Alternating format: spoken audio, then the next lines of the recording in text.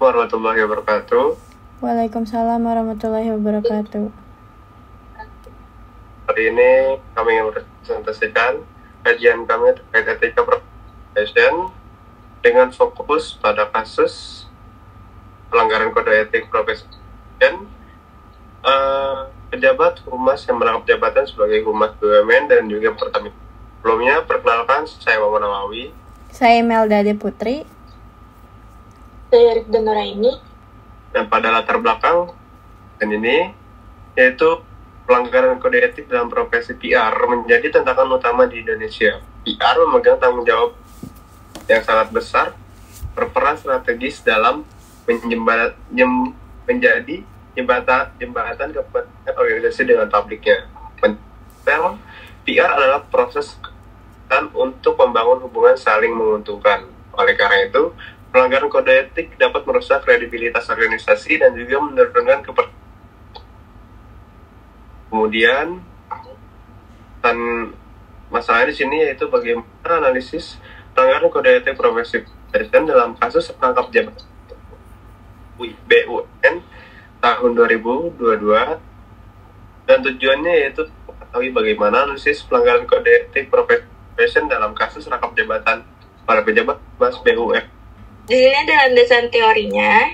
Di sini ada komunikasi. Komunikasi adalah interaksi antara dua orang atau lebih yang bertujuan untuk berbagi pengalaman, menyampaikan ide, atau mengekspresikan perasaan agar dipahami oleh orang lain. Proses ini melibatkan unsur komunikator, pesan, media, komunikan, dan umpan balik. Di sini ada public relation. Menurut Frank Jeskin, PR mencakup seluruh komunikasi terencana antara organisasi dan publiknya untuk mencapai tujuan dengan dasar saling mengerti. Intinya, PR bertujuan menciptakan pemahaman melalui informasi yang menghasilkan perubahan positif. Di sini ada etika. Etika berkaitan erat dengan moral dan norma kesopanan, mengarahkan manusia untuk bertindak secara baik dan benar.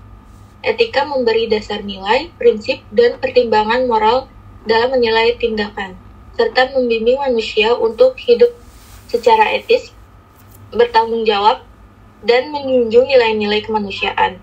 Dan di sini ada etika profesi.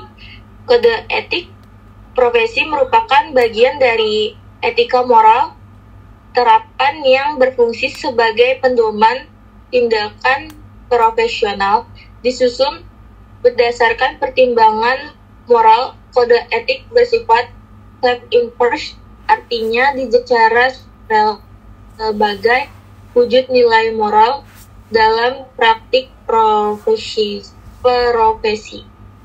Di sini ada etika profesi public relations. Seorang profesional PR harus menjalankan tugasnya berdasarkan kode etik dan perilaku sebagai pedoman moral. Etika menjadi dasar menjaga kredibilitas, tanggung jawab, dan integritas. Kraft dalam Juhri 2012 menyebut 5 prinsip utama etika profesi PR. 1. Tanggung jawab, 2. Kebebasan bertindak etis, 3. Kejujuran, 4. Keadilan, dan 5. Otonomi profesional. Di sini ada konflik kepentingan dalam profesi public relation. Konflik kepentingan dalam PR terjadi saat kewajiban yang bertentangan memengaruhi objektivitas dan integritas. Bentuknya meliputi konflik aktual, potensial, dan persepsian seperti kepentingan pribadi atau profesional yang berbenturan dengan kepentingan publik. Praktisi PR harus bersikap transparan, menjunjung etika, dan mematuhi kode etik seperti IPRA atau PRSH untuk menghindarinya. Reputasi dan kepercayaan publik. Reputasi mencerminkan pengalaman publik yang membentuk kepercayaan dan kredibilitas organisasi. Kepercayaan publik adalah kunci keberhasilan komunikasi PR, terutama saat krisis. Untuk membangunnya, praktisi PR harus menjaga transparansi, integritas, dan konsistensi. Untuk bab 3-nya ada pembahasan deskripsi kasus. Kasus rangkap jabatan FP Komunikasi Pertamina yang juga terlibat di Kementerian BUMN menuai kritik karena melanggar etika profesi dan beresiko konflik kepentingan. Pakar PR menegaskan humas harus memilih satu peran untuk menjaga integritas. Praktik ini juga dinilai melanggar pasal 27 ayat 2 Undang-Undang Dasar 1945, prinsip keadilan sosial dan pentingnya pembagian peran yang adil. Dalam kasus tersebut terdapat 4 pelanggaran kode etik dalam profesi PR. Yang pertama yaitu pelanggaran terhadap prinsip dan tanggung jawab. Di sini yaitu sebagai seorang PR harus memiliki tanggung jawab penuh terhadap institusi tempat dia bekerja. Yang kedua yaitu pelanggaran terhadap prinsip kejujuran dan juga transparansi. Sebagai seorang PR dituntut untuk bersikap jujur dalam menyampaikan informasi. Kemudian yang ketiga yaitu pelanggaran terhadap prinsip dan juga keadaan integritas profesional. Kemudian yang keempat adalah pelanggaran terhadap prinsip kebebasan dan juga otonomi profesional.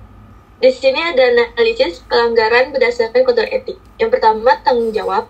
Kode etik menuntut profesional PR untuk memiliki tanggung jawab penuh terhadap institusi tempat mereka bekerja. Yang kedua, kebebasan.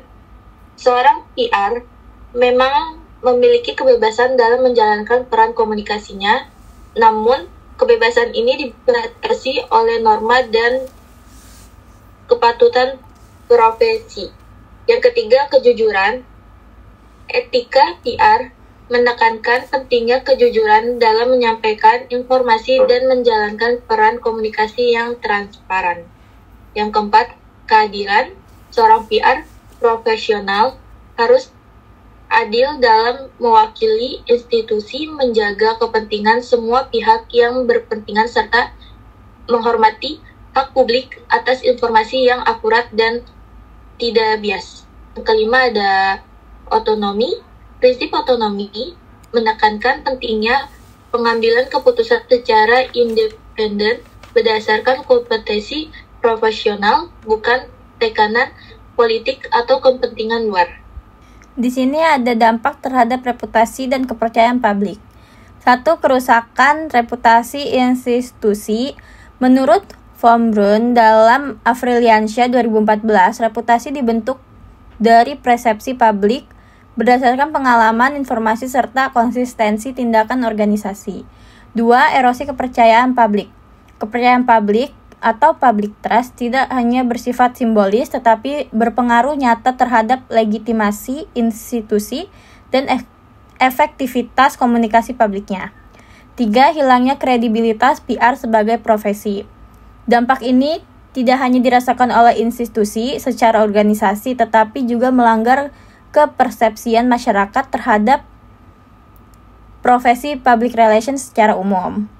Keempat, implikasi jangka panjang terhadap citra pemerintah dan BUMN.